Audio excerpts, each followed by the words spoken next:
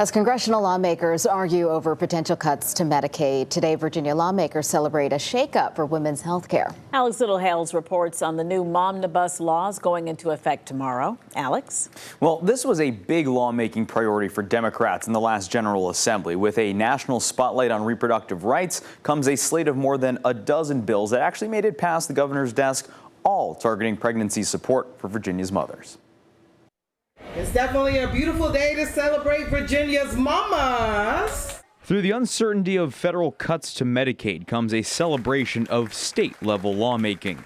On the footsteps of Portsmouth's Toddler Time Education Center, a ceremonial signing of more than a dozen soon-to-be laws aimed at improving the lives of Virginia mothers. We got to pass Momnibus legislation to deal with making sure that every mother feels safe, that she has the pre- and post-maternal care that they need. Named Virginia's, quote, Momnibus package, a dozen bills total close to $10 million in state funding, put aside for new initiatives helping pregnant women in the Old Dominion. This includes upgrading reimbursements for midwives, expanding coverage for dental care during pregnancies, and opening a special insurance enrollment just for pregnancy.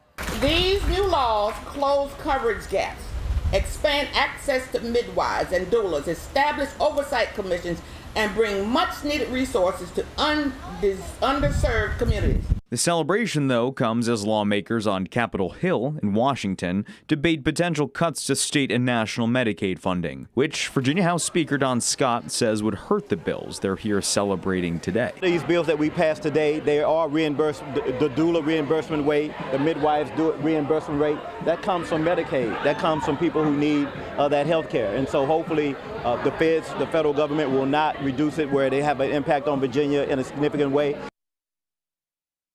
So part of the Momnibus bills include education, too, like a state campaign to bring awareness to postpartum depression.